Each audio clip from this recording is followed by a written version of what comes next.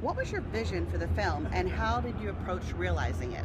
My vision for this film was to tell a story that the emotional and thematic core was about empathy, and to do it in a way that felt really, really grounded. So in terms of achieving it, it was about performance and it was about the visual storytelling. The actors came in and we did rehearsal in the beginning of the process and really tried to home in on the emotional lives of these characters, the psychological lives. And it was great working with Anthony and Harrison and Danny and the entire cast to really create as an authentic of an emotional life for these characters. And then the other thing was the style. I wanted this film to feel really grounded and textured. So we used classic C-series lenses and we incorporated a lot of filmic looks. We put grain and gate weave and halation. The camera itself was very controlled to create a sense of menace and tension for a kind of political paranoid thriller.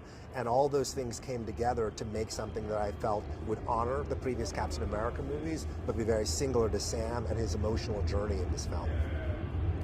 What kind of research did you do and where did you find inspiration?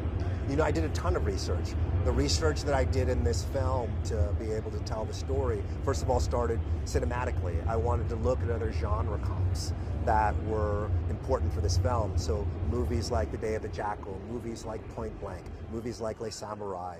Then of course you want to go back and you want to do everything that makes sure you honor the Marvel stories. So I was looking at old Marvel serials, the original Captain America serials from 1944. The fact that this character has been around for 81 years is incredible. I went back and rewatched the movies, the TV shows. I looked at publishing and tried to find as many details. One of the most fun things was looking at the Marvel handbook. It's a great handbook that has all these details about adamantium, about all these esoteric things related to the universe, because you never know where you might find something surprising that leads to a moment of authenticity or something that's just a detail that's helpful in the storytelling. I'm a preparation junkie, so it was really fun to do that. What is the tone of the film? The tone of the film is one of paranoia and tension.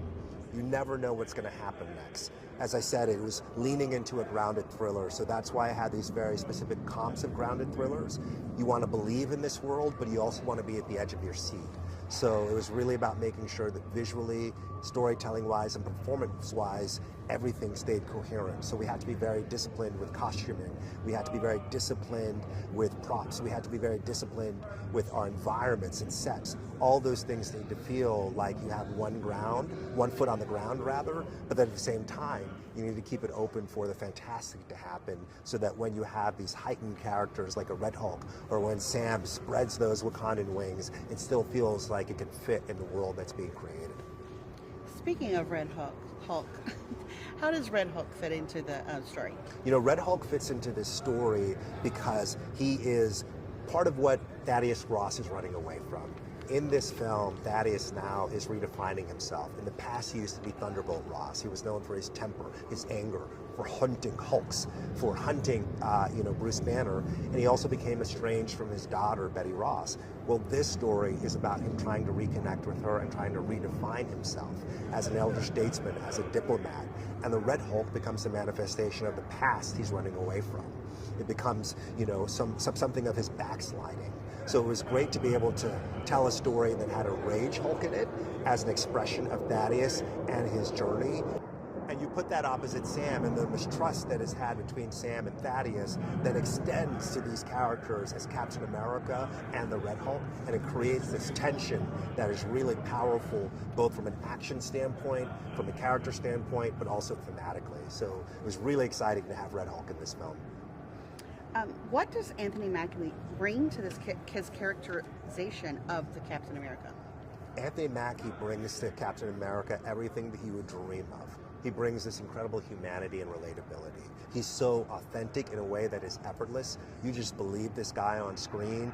He's funny, he's charming, but most of all, he's human. And that human component of him is so critical to believe in Sam and to understand the superpower of his empathy, his desire to care for people, his desire to see the good in each other. And I saw that in Mackie every day. He would come to set and he would shake everybody's hands before he started to work. Whether it was PA, producer, doesn't matter. He wanted to make everybody feel at home and like they belonged, and he was such a great partner to me as a director. So, I loved working with him. What was your overall goal to achieve with production design and the look of the film?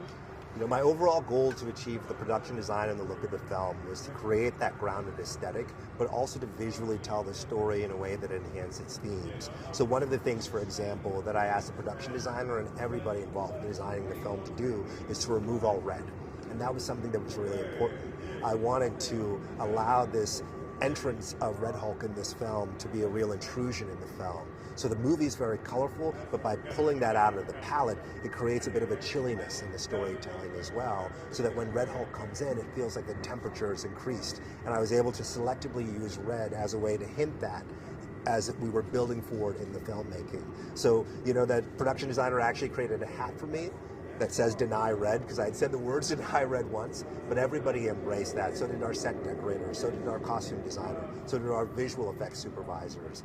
And then that also led to this idea of empathy, because as the movie got more intense, it also meant that Sam has to work harder to reach and connect to everybody around him, especially Thaddeus Ross. So it's a great way to use the visual storytelling to enhance theme and enhance character.